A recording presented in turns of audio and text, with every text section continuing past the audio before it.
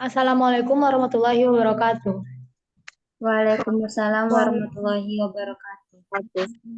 Alhamdulillahirabbil alamin. Pada kesempatan kali ini, kami dari kelompok satu akan menjelaskan tugas akhir dari mata kuliah kami yaitu KPK, yaitu Kajian Pengembangan Kurikulum IPA dengan dosen pengampu Bapak Khairul Arif MPD.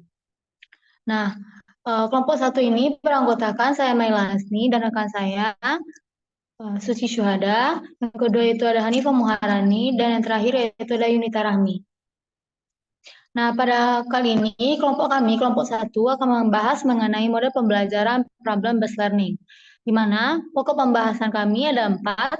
Yang pertama yaitu pengertian model pembelajaran problem-based learning, yang kedua yaitu sintaks dari model pembelajaran problem-based learning, yang ketiga yaitu kelebihan dan kekurangan dari model pembelajaran problem-based learning, dan yang terakhir yaitu kecocokan model pembelajaran problem-based learning yang diterapkan dalam pembelajaran.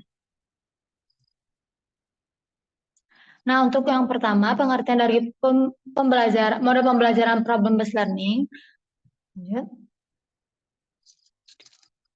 Menurut Arens, PBL atau problem-based learning ini merupakan model pembelajaran yang menyuguhkan berbagai situasi bermasalah yang autentik dan bermakna kepada peserta didik, yang dapat berfungsi sebagai alat batu loncatan untuk investigasi dan penyelidikan. PBL atau problem-based learning ini membantu peserta didik untuk mengembangkan keterampilan berpikir kritis dan keterampilan menyelesaikan masalah. Selanjutnya, sedangkan menurut Yatin Wiyanto, PBL atau model pembelajaran problem-based learning ini merupakan model pembelajaran yang dapat membantu peserta didik untuk aktif dan mandiri dalam mengembangkan kemampuan berpikir dalam menyelesaikan atau memecahkan masalah melalui pencarian data, sehingga diperoleh solusi dengan rasional dan autentik. Jadi, PBL atau model pembelajaran problem-based learning ini merupakan model pembelajaran berbasis masalah, yakni model pembelajaran di mana peserta didik dituntut untuk berpikir kritis dalam memecahkan suatu permasalahan yang ada di sekitarnya.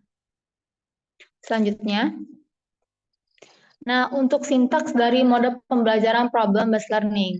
Sintaks dari model pembelajaran problem-based learning ini yaitu ada 5.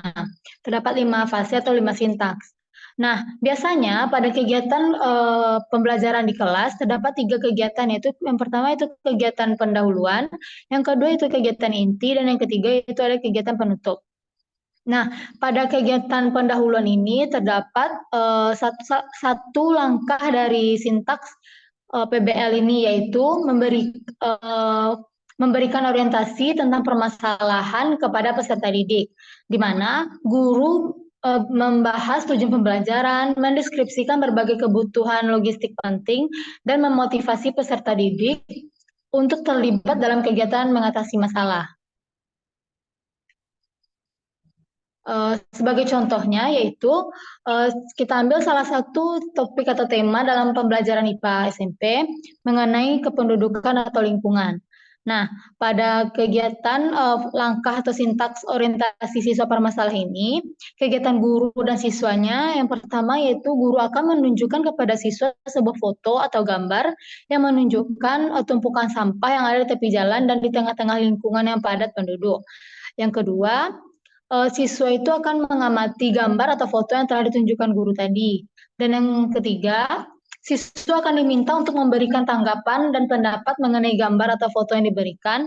Dan yang terakhir, siswa akan diberi kesempatan untuk menetapkan permasalahan dalam bentuk pertanyaan yang berhubungan dengan gambar yang telah diamati siswa tadi. Contoh pertanyaan itu seperti mengapa tumpukan sampah itu ada di sekitar lingkungan masyarakat. Nah, untuk sintaks yang kedua dari PBL ini yaitu mengorganisasikan peserta didik. Nah, fase kedua atau sintaks kedua dari PBL ini yang mengorganisasikan peserta didik ini merupakan masuk pada kegiatan inti dalam kegiatan pembelajaran, di mana Guru itu membantu peserta didik untuk mendefinisikan atau mengorganisasikan tugas-tugas belajar yang terkait dengan permasalahannya. Contohnya itu kita lanjutkan dari materi yang tadi, yaitu guru akan selanjutnya pada fase atau sintaks mengorganisasikan peserta didik dalam kegiatan belajar ini, guru akan membantu siswa dalam mendefinisikan dan mengorganisasikan pertanyaan atau masalah yang akan dicari solusinya, yaitu permasalahan mengenai tumpukan sampah tadi. Kegiatan yang keduanya yaitu siswa akan diberi tugas untuk menggali informasi tentang pengaruh jumlah penduduk terhadap sampah yang dihasilkan. Tugas ini dikerjakan secara berkelompok. Nah, untuk kegiatan inti selanjutnya atau langkah dari sintaks PBL ini akan dilanjutkan oleh rekan saya kepada Hanifah Muharani. Dipersilahkan. Baiklah, terima kasih kepada moderator. Selanjutnya, sintaks ketiga dari problem besar ini adalah membantu investigasi mandiri atau kelompok peserta didik. Nah, yang dimana di sini guru akan mendorong peserta didik untuk mendapatkan informasi yang tepat, melaksanakan eksperimen, dan mencari penjelasan dan solusi dari masalah yang ditemukan. Nah, pada sintaks ini, kegiatan guru dan siswa adalah siswa akan mengumpulkan informasi terkait dari permasalahan tersebut. Nah, siswa di sini akan mengumpulkan informasi tersebut dari berbagai sumber belajar untuk membangun ide mereka untuk memecahkan permasalahan tentang pengaruh jumlah penduduk sampah yang mereka hasilkan. Nah, selanjutnya siswa akan berdiskusi dalam kelompoknya dan masing-masing untuk mencari solusi yang sedang diidentifikasi. Nah, sintaks guru di sini, langkah guru di sini adalah guru membagikan lembar kerja kepada siswa. Lalu siswa akan melakukan penyelidikan melalui lembar kerja yang diberikan guru. Nah, guru akan membimbing penyelidikan yang dilakukan siswa, di mana ketika ada siswa yang ragu terhadap lembar kerjanya tadi, maka guru di sana akan membantu untuk menyelesaikan keraguan peserta didik tersebut. Nah, selanjutnya sintaks keempat itu mengembangkan dan mempresentasikan hasil karya dan memamerkannya. Yang dimana guru membantu peserta didik dalam merencanakan, menyiapkan hasil karya yang tepat seperti laporan, rekaman video, dan model-model pembelajaran yang mereka untuk menyampaikan kepada orang lain. Nah, di mana kegiatan guru dan siswa di sini adalah yang pertama siswa akan mencatat data hasil penyelidikan tersebut ke dalam lembar kerja. Dan siswa akan mengolah data yang diperolehnya. Dan siswa akan menjawab beberapa pertanyaan yang terdapat di lembar kerja. Dan siswa akan menyajikan hasil pengolahan data tersebut ke dalam bentuk laporan. Dan guru akan mengawasi jalannya presentasi pada saat ini. Dan langkah terakhir dari sintaks PBL ini termasuk ke dalam kegiatan penutup, yaitu menganalisis dan mengevaluasi proses mengatasi masalah, yang dimana guru membantu peserta didik untuk melakukan refleksi terhadap penyelidikannya dan proses-proses yang mereka gunakan. Yang dimana kegiatan guru dan siswa di sini adalah siswa dan guru akan melakukan evaluasi hasil penyelidikan tersebut melalui diskusi terbuka di kelas. Dan guru akan membimbing siswa dalam menganalisis hasil pemecahan masalah tentang jumlah penduduk dan sampah yang ada di lingkungan sekitar. Nah, pada kesempatan ini, siswa diharapkan menggunakan buku pelajaran sebagai sumber belajar untuk membantu mereka dalam mengevaluasi hasil diskusi. Selanjutnya, siswa diminta untuk mempresentasikan hasil penyidikan tersebut di depan kelas. Selanjutnya, masing-masing kelompok akan melakukan tanya jawab untuk menyamakan persepsi. Nah, kelompok yang berhasil memecahkan permasalahan tersebut akan diberikan reward. Dan guru akan mengevaluasi hasil belajar tentang materi yang telah dipelajari siswa. Dan mungkin sekian penjelasan dari saya kembalikan kepada moderator. Terima kasih kepada Hanifah Maharani. Dan untuk pokok pembahasan yang ketiga mengenai kelebihan dan kekurangan model pembelajaran based learning, problem based learning akan dijelaskan oleh Yunita Rahmi. Kepada Yunita Rahmi, disilahkan. Baik, sebelumnya terima kasih kepada moderator. Untuk pokok pembahasan yang selanjutnya yaitu kelebihan dan kekurangan model pembelajaran based learning, yaitu PBL. Untuk poin yang pertama yaitu mendorong pembelajaran aktif Salah satu kelebihan utama PBL adalah mendorong pembelajaran aktif. Dalam metode ini, siswa tidak hanya menjadi pendengar yang pasif, tetapi mereka aktif terlibat dalam mencari solusi untuk masalah yang dihadapi. Yang kedua yaitu mengembangkan kemampuan berpikir kritis. PBL dapat mendorong siswa untuk berpikir secara kritis dan analisis. Mereka memerlukan analisis masalah dan mengidentifikasi informasi yang relevan dan mengembangkan solusi yang baik dan terbukti. Yang ketiga yaitu menghubungkan pelajaran dengan konteks nyata. Dalam PBL, masalah yang dihadapi oleh siswa seringkali diambil dari konteks nyata atau kehidupan sehari-hari. Ini membantu siswa melihat referensi pembelajaran dengan dunia nyata dan mengaplikasikannya dengan pengetahuan mereka dalam situasi yang nyata. Yang keempat yaitu meningkatkan kerjasama dan kolaborasi. Dalam PBL, siswa seringkali belajar bekerja sama dalam kelompok untuk mencari solusi terbaik. Ini mendorong kerjasama, kolaborasi, dan juga keterampilan sosial yang diperlukan dalam lingkungan kerja dan kehidupan sehari-hari.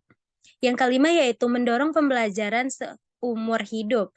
Dalam PBL, siswa belajar bagaimana belajar bukan hanya untuk menghafal fakta. Ini membantu mengembangkan keterampilan pembelajaran siswa seumur hidup yang akan bermanfaat dalam menghadapi perubahan dan tantangan di masa depan. Selanjutnya yaitu kekurangan dari model pembelajaran based learning ini. Yang pertama yaitu memerlukan fasilitator yang terlatih. PBL memerlukan peran fasilitator yang terlatih untuk membimbing siswa dalam proses pembelajaran. Fasilitator harus memiliki pemahaman yang mendalam tentang metode ini agar proses pembelajaran berjalan dengan baik. Yang kedua yaitu memerlukan waktu yang lebih lama. Implementasi PBL memerlukan waktu yang lama daripada metode pembelajaran tradisional. Siswa perlu menghabiskan waktu untuk menganalisis masalah, mencari informasi, dan mengembangkan solusi. Yang ketiga yaitu tidak cocok untuk semua materi pembelajaran. Meskipun efektif dalam mengembangkan keterampilan berpikir kritis, PBL mungkin tidak cocok untuk semua materi pembelajaran. Beberapa konsep yang sangat teoritis atau kompleks mungkin sulit diaplikasikan dalam metode ini. Yang keempat yaitu memerlukan siswa yang mandiri dan disiplin. PBL mengharuskan siswa menjadi mandiri dan memiliki kedisiplinan dalam mengelola waktu dan sumber daya. Siswa yang kurang memiliki kemampuan ini mungkin akan mengalami kesulitan dalam mengikuti pembelajaran PBL ini. Yang kelima yaitu evaluasi yang lebih kompleks. Proses evaluasi yang lebih kompleks dalam PBL karena tidak hanya berfokus pada jawaban akhir, tetapi juga pada proses berpikir siswa dalam mengatasi masalah. Mungkin hanya sekian materi dari saya kembalikan kepada moderator. Terima kasih kepada Yunita Rahmi.